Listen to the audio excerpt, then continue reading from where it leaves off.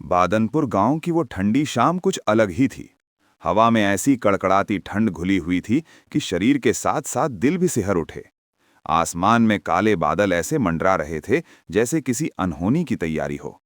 गांव की गलियों में अजीब सी खामोशी पसरी हुई थी और हर खामोशी के पीछे कोई न कोई राज छुपा हुआ लगता था। गांव की चौपाल के एक कोने में टिमटिमाती लालटेन की रोशनी में एक छोटा सा ढाबा था। वही ढाबा जहां ठंड की शामों में गांव के कुछ खास लोग जमा होते थे। मिट्टी की दीवारें, लकड़ी की ब्रिंच, चूल्हे पर खौलती चाय, बस यही था उस ढाबे का आनंद। अरे भाइयों, ठंड का मजेदार मौसम फिर से आ गया। हाँ यार ज्वाला सिंह, इस मौसम में ढाबे की चाय का अलग ही मजा है। हाँ यार, तू सही बोल रहा है। और इस टाइम गांव की लाइट चली जाए और हम सब अंधेरे में, इसका भी अलग ही कुछ मजा है। बिल्कुल। अंधेरा हो, बारिश हो और हम सब दोस्त यहाँ बैठे हों, मेरा तो मन करता है पूरी रात यहीं गुजार दूं। हाँ वो सब तो ठीक है, तुम शायद एक बात भूल रहे हो। इस मौसम में गणेश चाचा की कहानी हो जाती है तो मजा और भी ज्यादा डबल हो जाता है। अरे छोड़ो यार, वैसे मुझे लगता है चाचा की कहानियां सब मन घड़ंत होती हैं। आज के जमाने में भूत प्रेत कहाँ होते हैं। नहीं, तू गलत सोच रहा है। गणेश चाचा की कहानियां मनगढ़ंत नहीं होती। वो जो बताते हैं वो सब कहानियां सच होती है। बहस तेज होने ही वाली थी कि तभी दूर आसमान में बिजली जोर से कड़की और उसी पल ढाबे की तरफ एक परछाई बढ़ती दिखाई दी। वो और कोई नहीं, गणेश चाचा थे। लो, गणेश चाचा भी आ गए। अब आएगा कड़कती ठंड में कहानी का मजा। अरे यार, ये बुढ़ा आ गया, अब पूरी रात अपनी फालतू की कहानियों से पकाएगा। जो इतनी ठंड में कांपते हुए और चेहरे पर अजीब सी गंभीरता लिए गणेश चाचा ढाबे पर आ पहुंचे। अरे ओ ज्वाला सिंह, क्या सोच रहा है? चाचा कुछ नहीं, आपके बारे में ही सोच रहा हूँ। आप कब आओगे और हम सबको भूतिया कहानी सुनाओगे। बेटा ज्वाला सिंह, मैं सब जानता हूं तू क्या सोच रहा है मेरे बारे में। बेटा तू यही सोच रहा था ना, चाचा आज फिर अपनी डरावनी कहानी सुनाकर पकाएंगे। बेटा मुझे 60 साल का तजुर्बा है, सब जानता हूं कौन क्या सोच रहा है मेरे बारे में। जब तू छोटा था ना, गांव में नाक चाटते घूमता था, तब से जानता हूं तुझे। चाचा बैठ जाओ ना, खड़े क्यों हो? चाचा आज बहुत देर हो गई आने में, क्या हुआ? बेटा कुछ मत पूछ क्या हुआ। चाचा बताओ तो क्या हुआ। घर पे तुम सबकी दादी है ना, आजकल उसकी तबीयत कुछ ठीक नहीं रहती। उसे कुछ ना कुछ हो ही रहा है, उसकी वजह से ज्यादा दिमाग खराब रहता है। चिंता मत करो चाचा, सब ठीक हो जाएगा। तभी सब लोग हंसने लगते हैं और फिर सब लोग एक साथ बोलते हैं, हम तो तुम्हारा इंतजार कर रहे थे कि चाचा कब आएं और हम सबको डरावनी कहानी सुनाएं। चाचा ने चाय का ग्लास उठाया और एक घूंट लिया, आंखें आधी बंद की और बोले, आज मैं तुम लोगों को कोई कहानी नहीं बल्कि अपनी जिंदगी का एक सच्चा डरावना किस्सा सुनाने वाला हूं। ढाबे में सन्नाटा छा गया। चारों ओर डर का माहौल हो गया। अंधेरा और भी गहरा हो गया था। साफ माहौल, पत्तों के सरसाने की और कुत्तों के भौंकने की आवाज साफ सुनाई दे रही थी। ये बात मेरी जवानी के दिनों की है।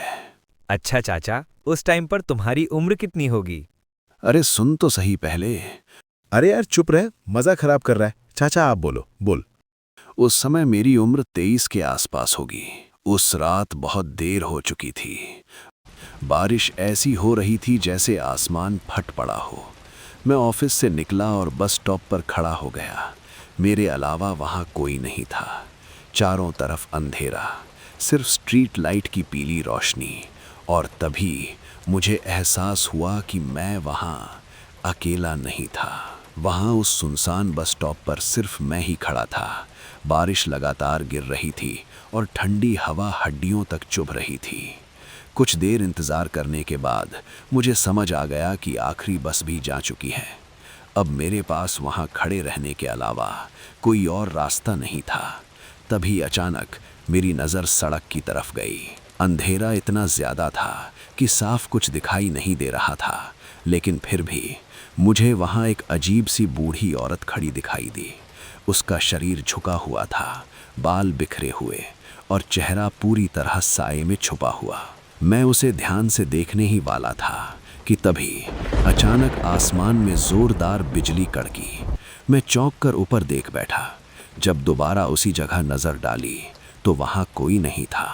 ना सड़क पर कोई था, ना कोई परछाई, ना पैरों के निशान। मेरे दिल की धड़कन तेज हो गई। मैं खुद को समझाने लगा, शायद वहम हो गया होगा अंधेरे की वजह से, लेकिन मन मानने को तैयार नहीं था। मैं अभी यही सोच रहा था कि तभी मुझे अपने पीछे किसी के कदमों की आहट सुनाई दी। मैंने पलट कर देखा। मेरी तरफ एक लड़की चली आ रही थी। हल्के रंग की साड़ी, भीगे हुए बाल और चेहरे पर अजीब सी शांति। वो आकर मेरे पास रुकी, जैसे वो भी बस का इंतज़ार कर रही हो। उसने धीमी लेकिन साफ आवाज़ में पूछा, क्या हुआ जी, आप इतने डरे हुए क्यों लग रहे हो? डर किस बात का? रात है, बारिश है, इसमें डरने जैसा क्या है? मैं थोड़ा घबरा कर बोला। नहीं, बस ऐसे ही। वो हल्की सी मुस्कुराई, फिर उसने मेरी आंखों में देखते हुए पूछा, आप इतनी रात में कहाँ जा रहे हैं? मैं अपने घर जा रहा हूँ, लेकिन अब बस छूट चुकी है। लेकिन आप इतनी रात में कहाँ से आ रही हो और कहाँ जा रही हो? मैं अपना काम ख़त्म करके घर जा रही थी और बस से जाने के लिए जब जहाँ आ रही थी तभी मुझे सामने सड़क पर एक अजीब सी भूरी औरत नज़र आई। इसी वजह से मुझे डर लग रहा है। उसकी ये बात सुनकर मैं डर सा गया, क्योंकि अभी थोड़ी देर पहले मेरे साथ भी ऐसा हुआ था। पहले मुझे लगा था कि शायद ये मेरा वहम हो गया, लेकिन वो मेरा वहम नहीं था। अच्छा, आपका घर कहाँ है? ये पास वाले बिहारपुर गांव में है मेरा घर। अगर आप मेरे थोड़े से मदद कर ले और मेरे साथ वहां तक चले जाएं तो बहुत अच्छा होगा, क्योंकि बस तो जा चुकी है और मुझे अकेले जाने में डर लग रहा है। हाँ ठीक है, मेरे घर का रास्ता भी उसी गांव की तरफ है। चलिए आप मेरे साथ चलें, मैं आपको आपके घर तक छोड़ दूंगा। जैसे ही मैंने ये कहा, वो लड़की तो जैसे मेरे साथ जाने के लिए कब से तैयार बैठी थी। और अब उस सफ़र पर हम दोनों साथ में निकल पड़े। हम दोनों पूरे रास्ते बातें करते जा रहे थे। मुझे जो पहले थोड़ी सी डर लग रही थी, अब बिल्कुल भी नहीं लग रही थी, क्योंकि अब मेरे साथ वो लड़की भी उस सफ़र में थी। हम दोनों पूरे रास्ते उस बारिश में भीगते जा रहे थे। पूरे रास्ते में अजीब अजीब सी आवाज़ें हमें आ रही थी। एक जगह तो हमें ऐसी आवाज़ें आने लगी जैसे कोई दूर खड़ा रो रहा हो। हम दोनों रास्ते पर चलते गए और वो रोने की आवाज़ें उतनी ही तेज़ होती जा रही थी। फिर हम दोनों एक जगह पर रुक गए।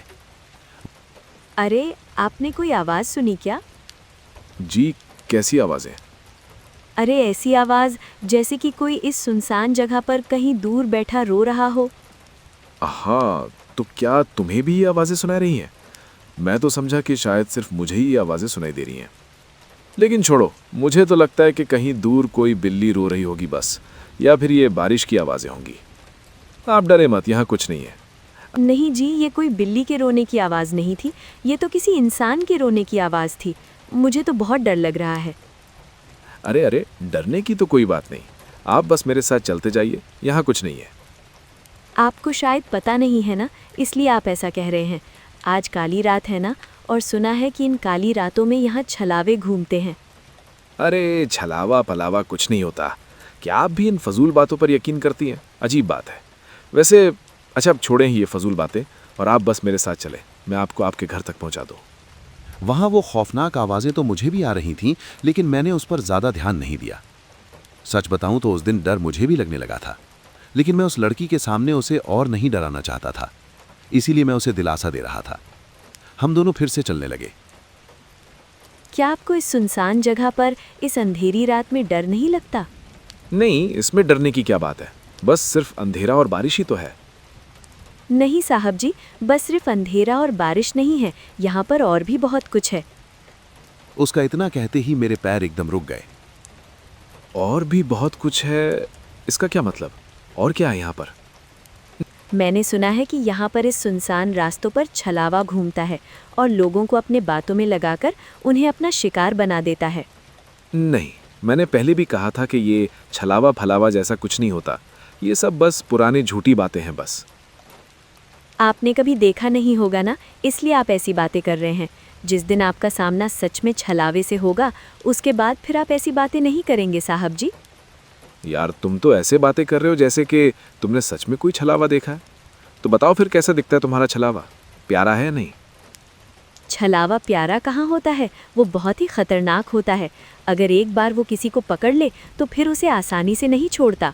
अगर कोई भी छलावे के जाल में एक बार आ गया तो फिर उसका बचना बहुत मुश्किल है। वो सब तो ठीक है, लेकिन तुमने मुझे बताया नहीं क्या तुमने सच में कोई छलावा देखा है?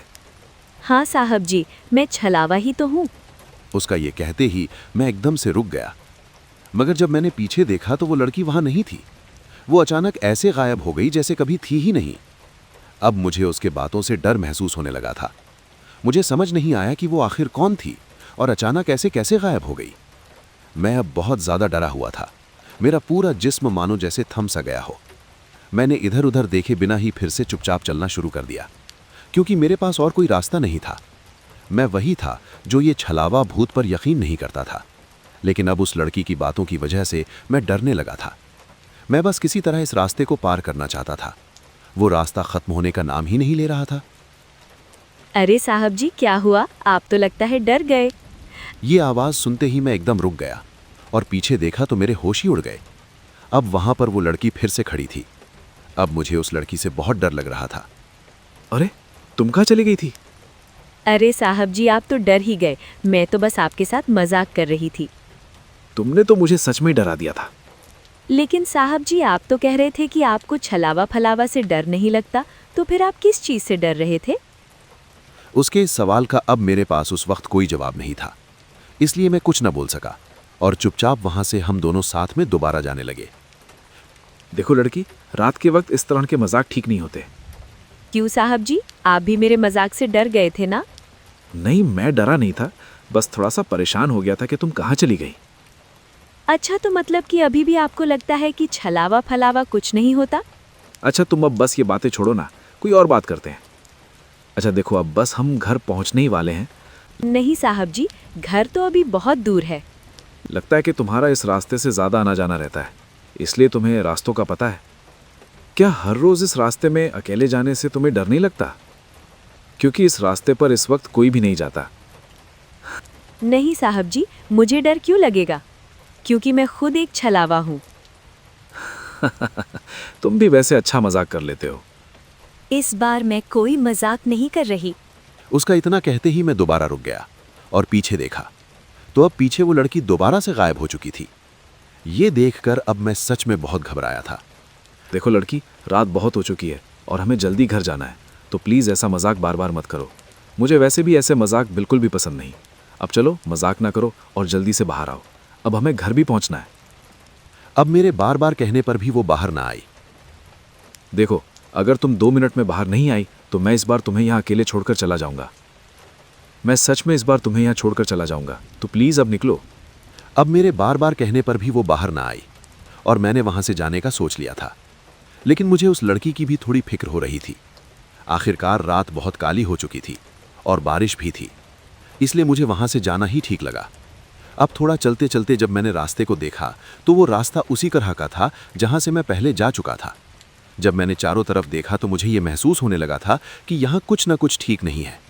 लेकिन अब मुझे कुछ समझ नहीं आ रहा था और मेरे पास कोई और रास्ता भी नहीं था, इसलिए मैं बस चलता ही जा रहा था। चलते चलते अचानक मेरे पीछे से मुझे किसी के चलने की आवाज़ें आने लगीं, जैसे कोई मेरे पीछे पीछे चल रहा हो। उस आवाज़ ने अब मुझे और भी ज़्यादा डरा दिया और वो कदम लगातार मेरे पीछे ही आ रहे थे।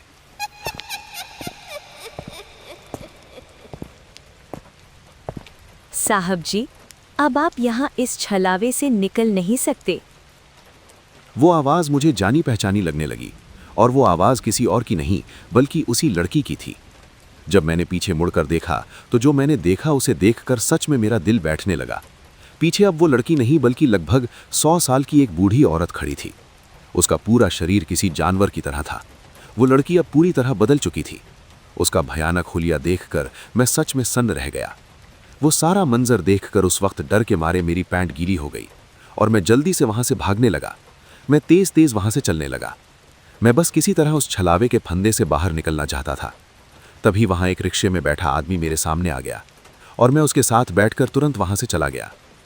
बाद में मुझे उस आदमी से पता चला कि उस सुनसान रास्ते पर काली रात में अक्सर छलावे घूमते रहते हैं, जो लोगों को अपना शिकार बनाकर खत्म कर देते हैं। लेकिन उस दिन मेरी किस्मत अच्छी थी, इसलिए मैं वहां से बच गया।